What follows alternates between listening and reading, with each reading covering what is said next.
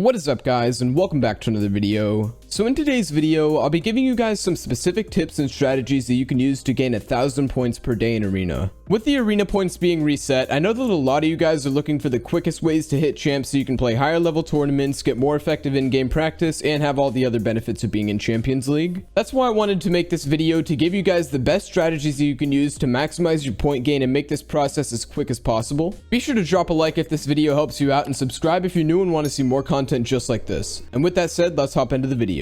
So the first key to gaining points as fast as you possibly can is to determine what playstyle you should be employing. Depending on which division you're in, the players in bus fare are going to vary quite a bit, which is why this is such an important step. Generally, gaining points in the lower divisions is pretty much a breeze, and all open league divisions have literally zero bus fares, so you're not really even punished for getting eliminated. That being said, I recommend that you W key during the earlier divisions. The exact division where you should stop W keying obviously depends a lot on your skill level, but generally players should stop W keying around division 5 or 6, since especially earlier on in the season, the skill levels of players are going to be noticeably higher. As well as that, bus fares are fairly low around these divisions, meaning that you're not punished quite as much for losing games. For reference, divisions 1 to 3 are 0 bus fare, division 4 is 10 hype, division 5 is 20, 6 is 30, and division 7 is 40. So as you might expect with rising skill levels and higher bus fare, you're probably going to want to ease off of the W keying around division 5 or 6. Once you do reach the upper divisions, your goal should really be to play safe off spawn, only fighting once you have solid loot and materials, trying to get safe in early rotations so you can get placement points, and you should only really be going for kills when you have a smart fight or need a refresh. Obviously, this is not the most exciting way to play for many of you, but it's simply the most optimal strategy for gaining points when you have a higher bus fare and when you're against good players. Of course, the goal here isn't to play completely passive and hide from every other player, but rather to play smart and only take fights when you have a clear reason to take the fight and also have enough loot and materials to sustain it. Alongside your overall playstyle, another consideration to make when it comes to gaining arena points is the game mode you're playing. Since this video is about how to gain 1,000 points per day, we're obviously going to go for the most optimal approach, and although trios have been buffed quite notably when it comes to point gain, in my opinion, the most optimal path is still going to be solo arena. This is due to two simple facts: that kills count for more points, and placement tends to come much earlier in the game. As a whole, it's much easier to gain points fast in solo arena if you're playing it correctly, plus you don't have to worry about teammates throwing your game, finding someone to play with, etc, etc. I want to mention though that trios did receive a very nice buff, and the point system for all game modes now looks like this after the v17.10 update, and a big credit to my boy Resub on Twitter for this screenshot as well. I do think that if you have a good team to play with, trios can be a great way to gain points since their points per kill have been increased from 7 to 15, but just make sure your teammates are on board with your strategy, since the last thing you want is one teammate trying to W key everyone while you're trying to play smart and rack up placement points. Just to give a bit more info about this point system, it looks like pretty much every game mode was buffed in terms of placement. So placements come around top 50 for each game mode instead of top 25, and then they just slowly come in, but the victory royale and the overall points you can get for placement are still the same as they were before for all game modes. So basically what Epic did is it took the placement points that we were already getting, the 60, 30, 30, and 60, and they kind of split it up more throughout the game. So that's all fine and dandy, but the main difference here is the elims for duos and trios were both buffed to 15 from 10 and 7. So yeah, that's just a bit more context. But with that said, duos and trios have been buffed quite a bit, so if you prefer those, there's no harm in doing them. So with that said, now that we've gone over the general playstyle you should employ based on which division you're in, as well as which game mode you should play for optimal point gain, let's move on and discuss taking fights, as this is what tends to catch a lot of less experienced players off guard. Learning when to take engagements is really valuable, especially once you start reaching higher divisions, since the players are generally a lot more skilled and you can easily get third-partied if you don't play your cards right. So the first key to taking fights is going to be to avoid fighting in any congested area. This really seems like a given, but a surprising amount of players mess up on this. If you're on the congested side of zone or in any area that's got a lot of people, the last thing you want to do is approach a fight, start dominating the other player just to get pushed by 3 other players, leaving you either dead or in shambles trying to disengage from the fight. Instead, focus on taking fights on the quiet side of zone so you're able to avoid these third-party situations and clean up your fight without much issue. As well as that, just make sure that your other fundamentals are in place before pushing a fight, including your loot, your materials, your positioning, and all that. Learning when and how to take fights is also going to come down to a lot of experience, and I recommend whenever you get third-partied and die in game that you head into replay mode real quick and really just focus on figuring out why it was and what you could have done better in that situation. And that goes for many situations, of course, not only third parties. If you VOD review your games to spot mistakes and issues, that can help you find some things you probably wouldn't have otherwise realized and can generally help you improve quite a bit when it comes to decision making. As well as fighting in quiet areas to avoid third parties, another option that's worth keeping in mind is to actually